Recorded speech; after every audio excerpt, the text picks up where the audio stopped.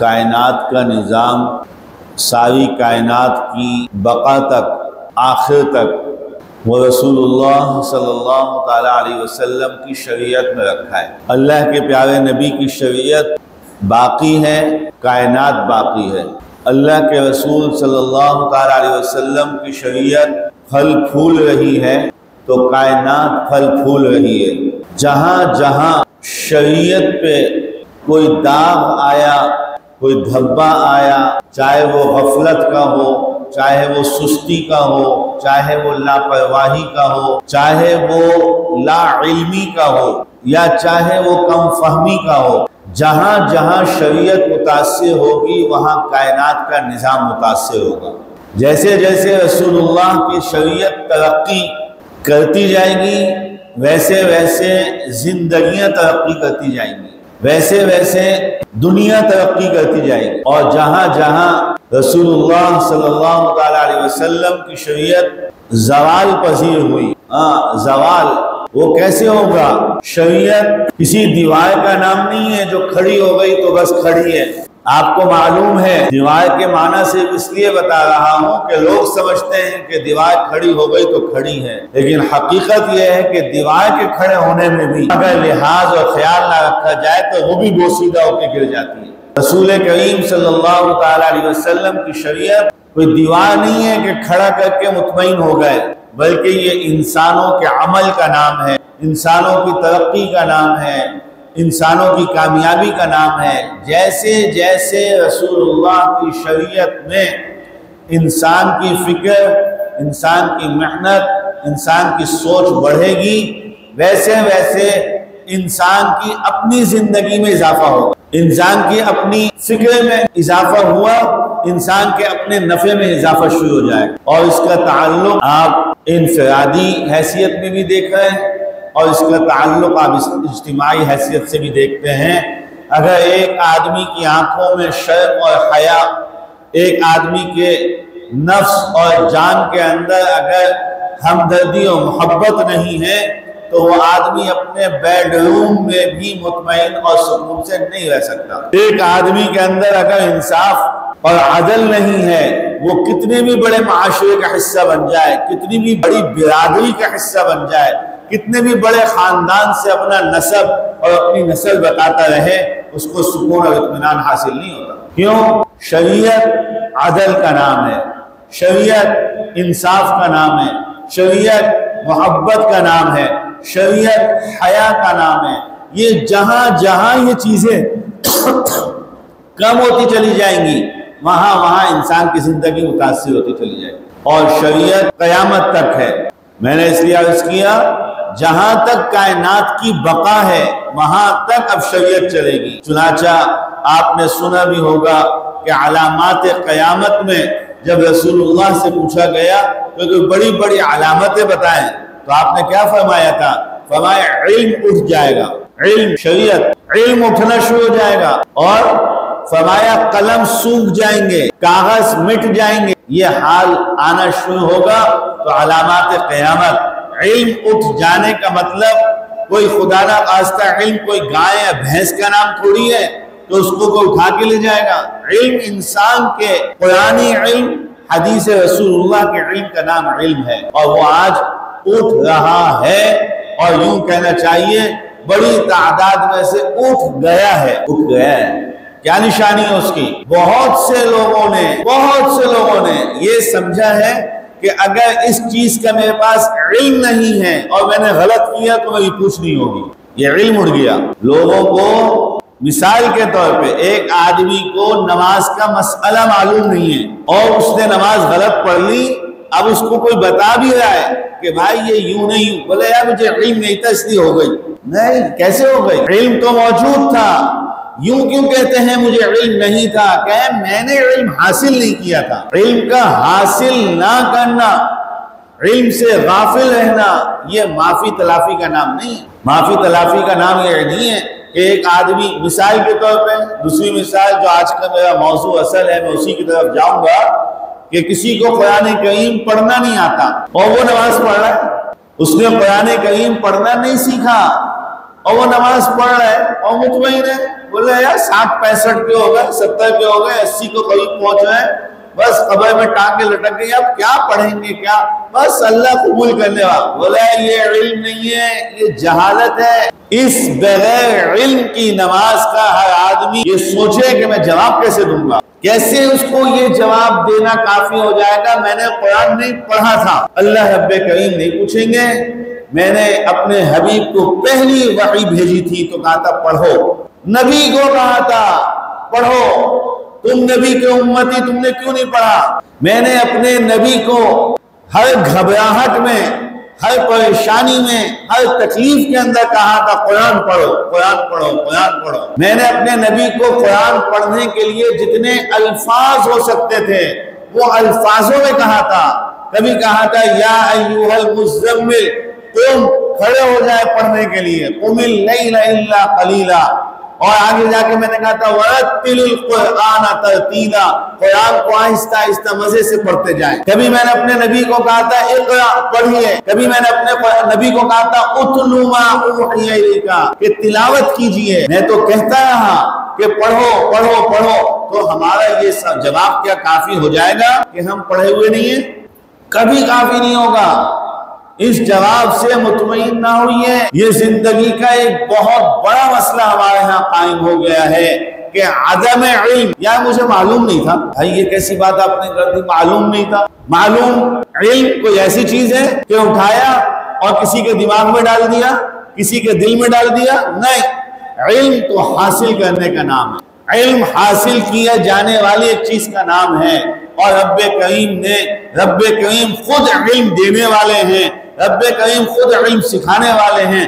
اس لیے الرحمن شروع کی کا علم القرآن، اللہ علم سکھانے والے ہیں۔ قرآن معلم اول قرآن کریم ایک واحد کتاب ہے جس کے پہلے استاذ اللہ ہے۔ الرحمن علم القرآن، پہلے استاذ کا نام کیا بولا؟ رحمان نام ہے، اور ادھر رحمت یہ بتا رہی ہے اس رحمان کی، جو اس کا علم حاصل کرنے میں لگے گا اللہ کی رحمت اس کی طرف متوجہ ہو جائے، اللہ اس کو علم عطا فرمائیں گے۔ تو میرے محترم دوستوں اور بزرگوں، میں نے عرض کیا کائنات کی بقا رسول اللہ کی شریعت میں ہے، اور رسول اللہ کی شریعت ایک علم کا نام ہے، ایک تعمیر کا نام ہے، ایک سیکھنے سکھانے کے عمل کا نام ہے، اور وہ سیکھنے سکھانے کا عمل سب سے پہلے قرآن کریم سے شروع ہوتا ہے، سب سے پہلے قرآن کریم سے شروع ہوتا ہے۔ میں نے اس کو ابھی گزشتہ اتوار کے درس میں بھی عرض کیا تھا کہ اللہ جب اپنا قرآن زمین کی طرف بھیج رہے تھے، آپ کو معلوم ہونا چاہیے ساری کائنات کے اندر جس چیز کے اندر سب سے زیادہ طاقت ہے، جس چیز کا سب سے زیادہ وزن ہے، جس چیز کے اندر سب سے زیادہ بوجھ ہے، وہ قرآن کریم ہے، قرآن کریم ہے۔ اور یہ میں ایسے اپنی طرف سے نہیں کہہ رہا، اس کو ہر چیز نے، اس دنیا کی ترقی نے ثابت کیا ہے۔ آج ہمارے لوگ کہتے ہیں ایٹم بم، ایٹم کیا ہے؟ کسی کو نہیں معلوم ہو تو سمجھے یار پتہ نہیں کتنے بڑے علاقے میں پھیلا ہوا ہوگا ایٹم، کتنا بڑا کوئی میزائل ہوگا، کتنا بڑا کوئی دھماکے کا جو ہے نا مواد کہیں پہ ہوگا۔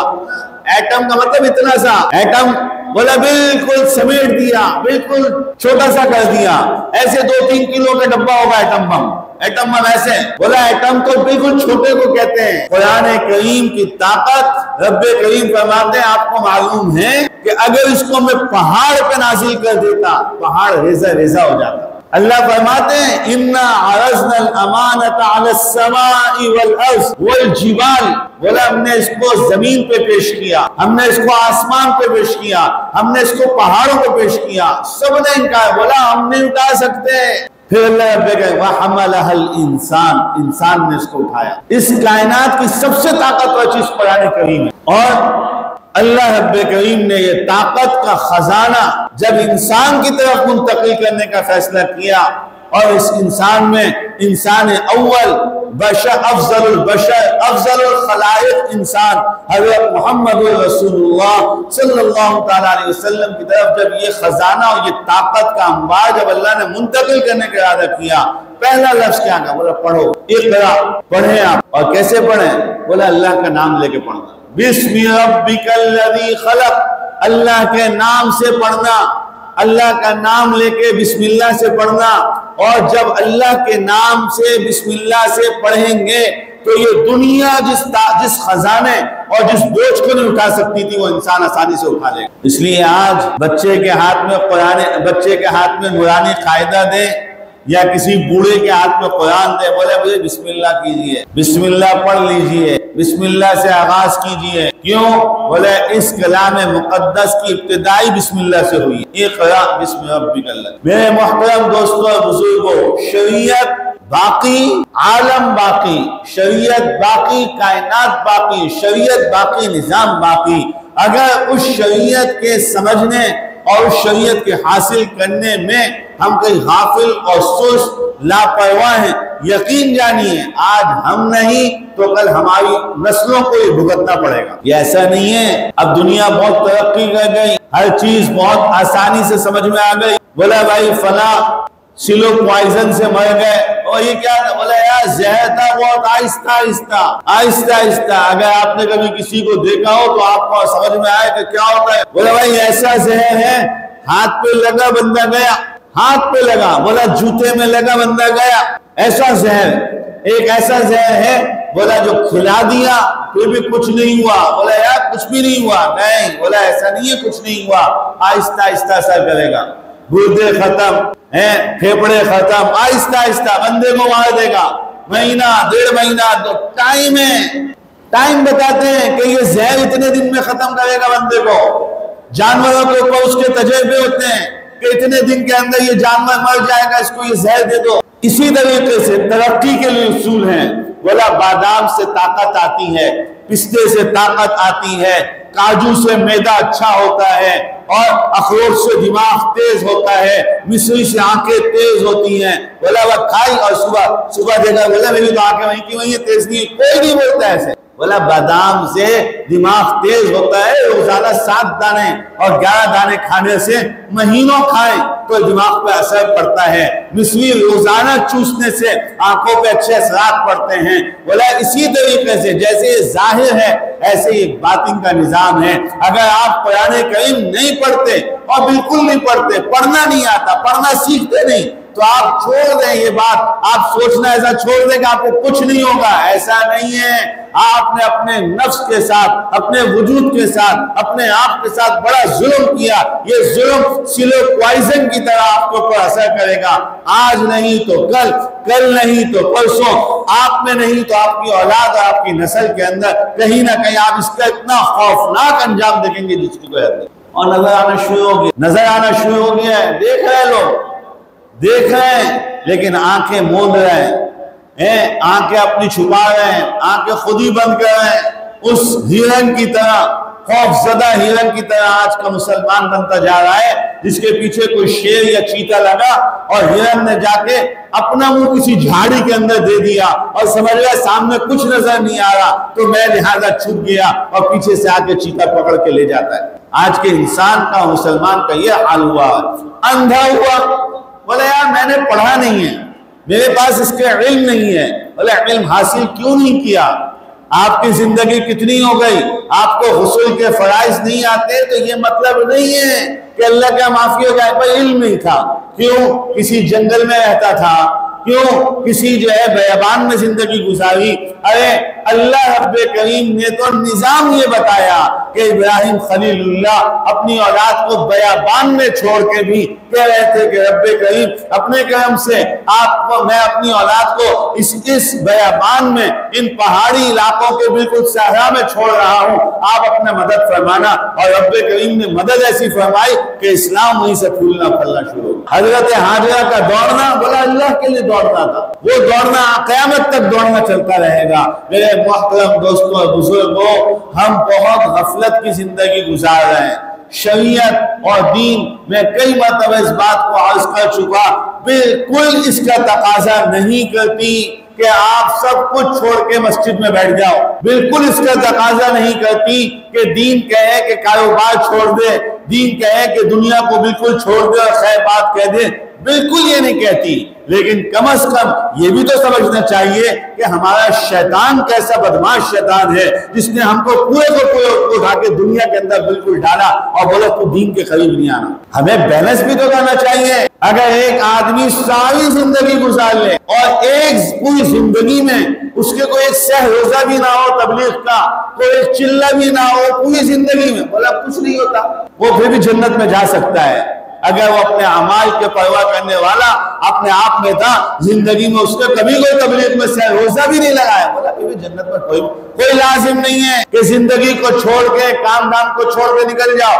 بولا افضل ہے, خیر ہے, برکتیں ہیں, تمہیں فائدے ملیں گے, تمہیں روحانیت بڑھے گی, تمہاری ترقیاں سارے ہیں. لیکن ایسا نہیں ہے کہ اگر نہیں ہے تو بولا کچھ بھی نہیں. بولا نہیں ایسا نہیں. زندگی اسلام نہیں کہتا کہ چھوڑ چھاڑ کے مسجد میں آ جاؤ, لیکن بولا اسلام یہ نہیں کہتا تو پھر شیطان کی یہ بات کیوں مان لی کہ سارے دین کو, سارے مسلک کو, ساری زندگی کی عبادات کو چھوڑ کر مسلسل آفس میں اور کاروبار میں اور بزنس میں ہر وقت لگا ہوا ہے. بولے یہ کہاں کا انصاف ہے؟ اپنے آپ میں کچھ وقت کو دے, اپنے دین کو دے, دین کو سیکھنے کے لیے دے. میرے محترم آپ ذرا سوچیں زمانہ کیسا تھا. رسول اللہ موجود ہیں اور صحابہ میں سے بعض لوگوں کو قرآن پڑھانے والے لوگ نہیں ملتے تھے. رسول اللہ کے زمانے میں قرآن کریم کے پڑھانے والے اکا دکا کہیں ہوتے تھے. پیغمبر ڈھونڈ کے منگواتے, ادھر آ جاؤ, وہ پڑھائے گا قرآن کے پڑھانے. اور آج کا دور کیسا ہے؟ آج کا دور کیسا ہے؟ ایک محلے میں 5 مسجد, ہر مسجد کے اندر 10 لوگ قرآن پڑھانے والے, اور پھر بھی ہم کہیں ہم نے قرآن پڑھا نہیں ہے. یہ انصاف ہوگا؟ ہر آدمی اپنے آپ سے پوچھے میں کس جگہ پہ ہوں. ارے میں رب کریم کے دربار میں حاضر ہوں گا, میں نے قرآن نہیں پڑھا. یہ قرآن کس کے لیے آیا تھا؟ یہ قرآن کس کے لیے فائدے مند ہے؟ اس قرآن کو صرف تعویذ بنانے کے لیے استعمال کیا جائے گا؟ اس قرآن کریم کو صرف قرآن خوانیوں میں پڑھا جائے گا؟ اس قرآن کو صرف گھر کی خیر و برکتوں میں پڑھا جائے گا؟ نماز میں قرآن نہیں پڑھنا آتا اور آج کا مسلمان مطمئن ہے. اور پھر بہت سے لوگ کہتے ہیں کہ اللہ نے تو کہا ہے ان الصلاۃ تنہا عن الفحشاء والمنکر, کہ نماز تو بے حیائی اور برائی کی باتوں سے روکتی ہے. ہم تو دیکھتے ہیں وہ فلاں نمازی سود خور بھی ہے, ہم تو دیکھتے ہیں وہ فلاں نمازی راشی بھی ہے, مرتشی بھی ہے, رشوت لیتا اور دیتا بھی ہے, ہم تو دیکھتے ہیں وہ فلاں نمازی بڑا ظالم بھی ہے, بڑا بدماش بھی ہے. یہ کیسی نماز ہے کہ اس کو روکتی نہیں ہے؟ بولا نماز کی بنیاد قرآن ہے. جب قرآن ہی پڑھنا نہیں آتا تو نماز کیسی ہو رہی؟ کتنے لوگ کہہ رہے ہیں الحمدللہ 5 وقت کا نمازی ہوں, بہت پابندی سے نماز پڑھتا ہوں, پتہ نہیں حالات پھر بھی ویسے کے ویسے ہی, کام ہی نہیں چل رہا ہے. جس کام میں ہاتھ ڈالتا ہوں وہ سب جو ہے مٹی ہو جاتا ہے, سونے میں ہاتھ ڈالتا ہوں مٹی ہو جاتا ہے. مسلمان کی شان تو یہ تھی کہ وہ مٹی میں ہاتھ ڈالے تو سونا ہو جائے. بولا پتہ نہیں کیا ہو گیا. بولا قرآن آتا ہے, جب قرآن کریم پڑھنا نہیں آتا تو تمہاری نمازیں کیسی ہو؟ اور یہ موضوعات ایسے ہیں, سچی بات اور سیدھی بات یہ ہے کہ اب مولوی ملا نے بھی چھوڑ دیے یہ والے موضوعات بات کرنا. بولے یار بڑا مسئلہ کھڑا ہو جائے گا, لوگ جو ہے وہ بولیں گے مولوی صاحب یہ کیسی باتیں کر رہا ہے, کیا چاہ رہا ہے اس سے, کیا چاہے گا مولوی کیا چاہے گا؟ بھائی اصل بات تو سیدھی یہی ہے نا, ایک آدمی کو قرآن کریم پڑھنا نہیں آتا, وہ نماز میں کیا پڑھتا ہے؟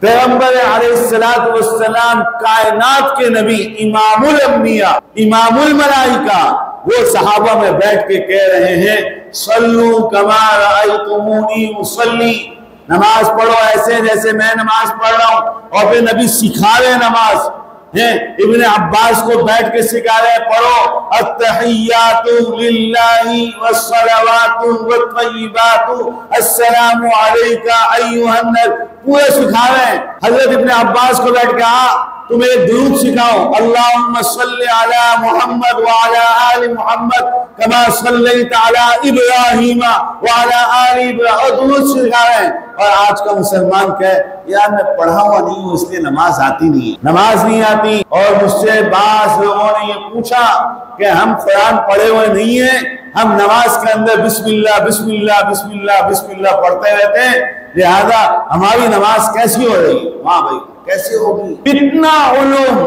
اتنے علوم بکھر گئے، علوم ایسے جیسے روزانہ کی بنیاد پہ دریا کے اندر سے خزانے نکل رہے ہیں، ہر لمحے اور ہر منٹ کے حساب سے قرآن کریم کے خزانے اور نور جو ہے وہ روشن اور بلند ہو رہے ہیں، اور پھر اس زمانے میں لوگ کہیں قرآن پڑھے ہوئے نہیں۔ امام اعظم ابو حنیفہ رحمۃ اللہ علیہ کا مسلک ہے، فرمایا کہ اگر کوئی بچہ پیدا ہو، اس بچے کو کسی بند کمرے کے اندر بند کر دو۔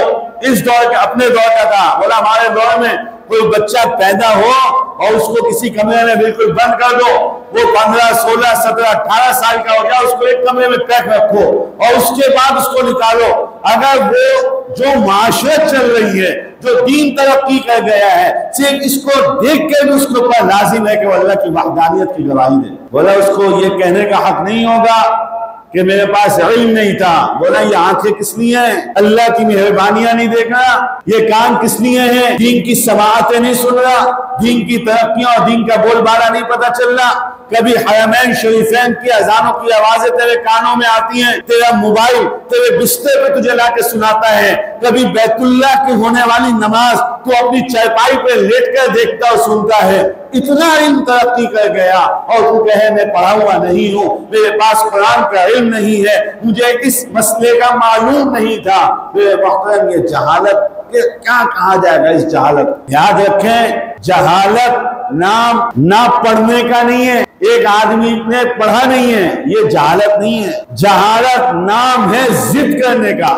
جاہل، قرآن کریم نے جاہل جہاں بیان کیا ہے وہاں ضدی کو جاہل کہا ہے، کہ جو پڑھا ہوا نہیں ہے اور پھر ضدی ہے، پڑھتا بھی نہیں ہے، یہ جاہل ہے۔ ایک آدمی 50 سال کا ہو گیا، ایک آدمی وہ 60 سال کا ہو گیا، پڑھا ہوا نہیں ہے، وہ آج پڑھنا شروع کر دے، اور ہمارے پیارے نبی علیہ السلام نے فرمایا اگر اس کو قرآن پڑھتے پڑھتے موت بھی آ گئی تو شہادت کا رتبہ ملے گا۔ لیکن اس آدمی کو 100 سال کی عمر بھی دے دی جائے اور یہ کہتا ہے میں پڑھا ہوا نہیں ہوں، بولے یہ معافی، یہ ضدی ہے۔ جب اس کو پتہ چل گیا کہ میں پڑھا ہوا نہیں ہوں، نہیں پڑھ رہا، یہ ضدی ہے، یہ عنادی ہے، یہ کیوں نہیں پڑھ رہا ہے؟ کس چیز کی رکاوٹ ہے اس کے نہ پڑھنے میں؟ کیا رکاوٹ آ گئی ہے اس کو اس چیز سے جاہل رہنے کے اندر کہ میں قرآن پڑھا ہوا نہیں ہوں، مجھے پڑھنا نہیں آتا، میری ادائیگی صحیح نہیں ہے، میرا تلفظ صحیح نہیں ہے۔ میرے محترم دوستوں اور بزرگوں، ہمیں اس کی فکر کرنی پڑے گی۔ اللہ رب کریم نے قرآن کریم میں اپنے پیارے حبیب کو ارشاد فرمایا اتلو ما اوحی الیک من الکتاب، میرے نبی تلاوت کیجئے، تلاوت کیجئے۔ پہلے تلاوت کہ قرآن آئے گا تو نماز آئے گی، بولا اتلو ما اوحی الیک، اے نبی تلاوت کریں، وَأَقِمِ الصَّلَاةَ، اور نماز پڑھیں۔ نماز بعد میں ہوگی، تلاوت آئے گی تو نماز شروع ہوگی۔ بولا نبی تلاوت کیجئے اور نماز شروع کر دیجئے، نماز پڑھیں۔ اور پھر فرمایا یہ والی نماز جس میں قرآن آتا ہوگا، بولا إِنَّ الصَّلَاةَ تَنْهَا عَنِ الْفَحْشَاءِ وَالْمُنكَرِ، یہ نماز جو ہے تلاوت والی نماز یہ برائیوں سے روک لے گی، برائیوں سے روکے گی۔ اس پر بہت علماء نے لکھا ہے کہ بولا نماز برائیوں سے روکتی ہے کون سی؟ کہ تمام آداب کے ساتھ ہو، تمام سنتوں کے ساتھ ہو اور بولا جماعت کی ہو، وہ برائیوں سے روکنا شروع کر دیتی ہے۔ اور یہ ایک دو نہیں، یہ ہزاروں نہیں لاکھوں لوگوں کا تجربہ ہے۔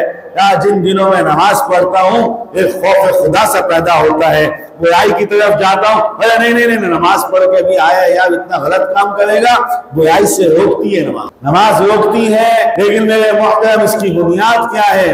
قرآن کریم ہے۔ میں اس بات کو دوبارہ لوٹا دوں کہ دین یہ نہیں کہتا کہ تم سب کچھ چھوڑ کے آ جاؤ۔ آپ رسول اللہ کا دور اٹھا کے دیکھیں، کوئی صحابی کتنا مالدار ہے، کوئی صحابی کتنا مالدار ہے، کسی کا کتنا بزنس ہے، کتنا کاروبار ہے۔ عبد الرحمن ابن عوف کا خزانہ وہ شمار نہیں ہو رہا تھا، اتنے مالدار آدمی تھے۔ اسلام مالداری سے منع نہیں کرتا۔ رسول اللہ نے اعلان کیا خندق کے موقع پہ کہ لاؤ اسلام کو ضرورت پڑی ہے تمہارے مال کی، آپ اٹھائیں، پورا قصہ آپ کو نظر آئے گا۔ حضرات صحابہ مال لے کے آئے، رسول اللہ پوچھ رہے تھے ہاں بھائی گھر پہ بھی کچھ چھوڑے کہ نہیں چھوڑا؟ بولا شریعت یہ نہیں کہتی کہ گھر کو ننگا بھوکا چھوڑ کے سب مدرسے اور مسجد میں لا کے دے دو۔ آپ احکام اٹھا کے دیکھیں، حج کا کتنا بڑا رتبہ اور مرتبہ ہے، بولا حج کب فرض ہوتا ہے؟ بولا جب اتنا مال آ جائے کہ آپ حج پہ چلے جائیں اور گھر والوں کے اتنا چھوڑ کے جائیں کہ آپ کے واپسی آنے تک وہ کسی کے سامنے ہاتھ نہ پھیلائیں، جب حج فرض ہوتا ہے۔ شریعت کتنی محبت، کتنی ہمدردی کی تعلیم دیتی ہے کہ ایسا نہیں ہے کہ بس سب چھوڑو یار اللہ دے گا، توکل۔ بولا توکل پہلے اونٹ کی رسی باندھو، اس کے بعد توکل کرو۔ ایسے نہیں ہے کہ اونٹ کی رسی مسجد نماز پڑھنے آئے اور ہمارے ہاں کے جو اونٹ ہیں بائکیں، بولا بغیر لاک کے کھڑی کر دو، ابے اللہ کے لیے گھر میں آئے کون ہاتھ لگائے گا یہاں پہ؟ بولا نہیں، یہ توکل نہیں ہے، اس کو توکل نہیں کہتے۔ بھروسہ اللہ پہ رکھو، لیکن جو انتظام ہے، جو اسباب ہے، اس کی دنیا۔ ہماری شریعت یہ نہیں ہے، بلکہ شریعت نے منع کیا کہ اسلام کے اندر بس کسی حجرے کے اندر بیٹھ جا، کسی کونے کے اندر اللہ اللہ کے ہزار دانوں کی تسبیح پڑھتا ہے۔ بولا یہ شریعت نہیں ہے، شریعت محمدیہ کے اندر یہ نظام نہیں۔ بولا دنیا بھی چاہیے، دنیا بھی چاہیے۔ ربنا آتنا فی الدنیا حسنہ، اللہ دنیا بہت اچھی چاہیے، بہت خوبصورت چاہیے، وفی الآخرۃ حسنہ، بعد میں اللہ آخرت بھی بہت اچھی چاہیے، لیکن انتظام بولا کہیں بیلنس تو کرو۔ اچھی دنیا کے لیے تو پورا دل لگا ہوا ہے، اچھی آخرت کے لیے کتنا لگا ہے؟ اچھی آخرت میں کہا ہو بھائی آپ ڈاکٹر بنے، آپ انجینئر بنے، آپ پائلٹ بنے، لیکن آپ کہیں قرآن کریم کو بھی تو پڑھیں۔ آپ جو ہے وہ جہاز اڑانے بیٹھ گئے اور وہاں پہ بھی آپ سبحان الذی سخر لنا کو غلط پڑھ رہے ہیں۔ افسوس کے ساتھ، شرمندگی کے ساتھ یہ کہنا پڑتا ہے، افسوس اور شرمندگی کے ساتھ آپ انٹرنیشنل فلائٹیں اڑا رہے، پائلٹ کی سیٹ پہ بیٹھے، اور وہاں پہ بھی آپ اگر سبحان الذی سخر لنا ھذا تو آپ کو پڑھنا نہیں آتا، اس کو علم نہیں، اس کو جہالت نہیں کہیں گے تو پھر کیا کہیں؟ یہ حال ہمارا۔ بولا بیلنس نہیں کیا۔ میرے محترم دوستوں اور بزرگوں، دین کو سمجھنے کی کوشش اللہ عطا فرما، اللہ کرم فرما، اللہ توفیق عطا فرما، اور اس ترقی یافتہ دور سے فائدہ اٹھا لیں۔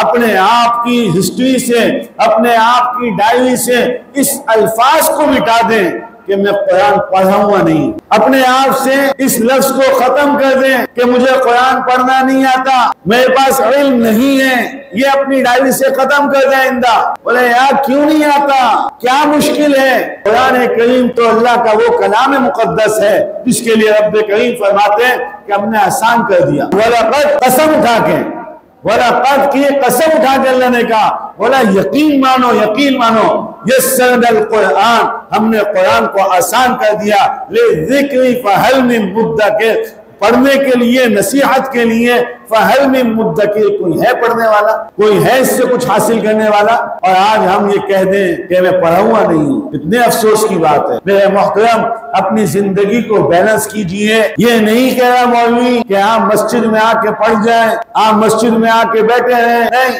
آپ اپنی زندگی کو خود مینج کیجئے کہ بھائی یہ میرا سارا وقت دنیا کے لیے ہے، دین کے لیے کہاں ہوں؟ قرآن کریم کب پڑھتا ہوں؟ کتنے دن ہو گئے قرآن کریم کو ہاتھ میں لیے؟ مصحف کو کبھی تو ہاتھ میں اٹھائے انسان۔ بولے یار قرآن کریم کے یہ آیات، یہ صفحات میری گواہی دیں گے، کیسے دیں گے؟ میں ان کو نہیں جانتا تو یہ مجھے کیسے پہچانیں گے؟ آج اپنے سگوں سے اگر آدمی کچھ عرصے نہ ملے تو وہ بھول جاتے ہیں، وہ بھول جاتے ہیں۔ آج اپنے سگوں سے کچھ دن نہ ملے آدمی، وہ گلا اور شکوہ کر کے چھوڑ دیتے ہیں، بولا جاؤ ہمیں بھی اب تمہاری ضرورت نہیں ہے، الزام دیتے ہیں، بولا ذرا سا مال آ گیا ہمیں بھول گیا۔ آپ کو پتا ہونا چاہیے، میرے نبی، پیارے نبی سرکار دو عالم صلی اللہ تعالیٰ علیہ وسلم نے ارشاد فرمایا تھا، یہ قرآن کریم تمہارے خلاف بھی گواہ بن سکتا ہے اور تمہارے لیے بھی گواہ بن سکتا ہے۔ القرآن حجت لک او علیک، بولا تمہارے حق میں بھی گواہی دے گا اور تمہارے خلاف بھی گواہی دے گا۔ ہم جب قرآن پڑھتے نہیں ہیں، قرآن ہمیں جانتا نہیں ہے، ہمیں پہچانتا نہیں ہے، تو قیامت کے دن یہ گواہی کیسے دے گا؟ کوئی آدمی عدالت میں کسی کو کہہ دے، جج کو کہہ دے کہ یہ صاحب کھڑے ہیں، یہ مجھے جانتے ہیں، میں ایسا آدمی نہیں ہوں، اور وہ صاحب کہہ دے نہیں بھائی میں نہیں اس کو جانتا، ذرا سوچئے کہ رسوائی کا کیا عالم ہوگا، کتنی خوفناک رسوائی ہے۔ قرآن کریم قیامت کے دن اللہ کے حضور حاضر ہو اور ہم وہاں موجود ہوں اور ہم کہیں، اللہ کہے کون سے ہو، کہاں سے؟ بولا اللہ اہل قرآن ہیں، تیرے نبی کی امت میں ہیں، اور قرآن کہہ دے اللہ میں ان کو نہیں جانتا، ہم کہاں کھڑے ہوں گے؟ ہم کس جگہ ہوں گے؟ میرے محترم اپنے آپ سے سب سے بہترین مفتی انسان کا اپنا دل ہے کہ میں کہاں ہوں، میں اللہ کا کلام مقدس جو ایک ضابطہ اخلاق ہے، ضابطہ حیات ہے، ضابطہ زندگی ہے، مجھے اس سے کوئی مناسبت ہی نہیں ہے۔ قرآن کریم تو سینے سے لگائے آدمی ایسا لگتا ہے جیسے نور اندر جا رہا ہے، اور جائے گا قیامت تک جائے گا۔ کیوں؟ حضرت جبرائیل قرآن کے لانے والے سب سے پہلے اور سب سے پہلی ملاقات میں جب رسول اللہ نے کہا میں پڑھا ہوا نہیں ہوں، تو جبرائیل نے رسول اللہ کو سینے سے لگایا اور اس کے بعد رسول اللہ نے پڑھنا شروع کر دیا۔ قیامت تک یہ قرآن جبرائیل کا لایا ہوا جو اس کو سینے سے لگائے گا اس کو وہ نور ملتا ہے، لیکن ہم پڑھتے ہی نہیں، ہم سمجھنے کی کوشش ہی نہیں کرتے۔ انشاءاللہ ثم انشاءاللہ ایک آدھ جمعہ میں اس پہ مزید بات کروں گا۔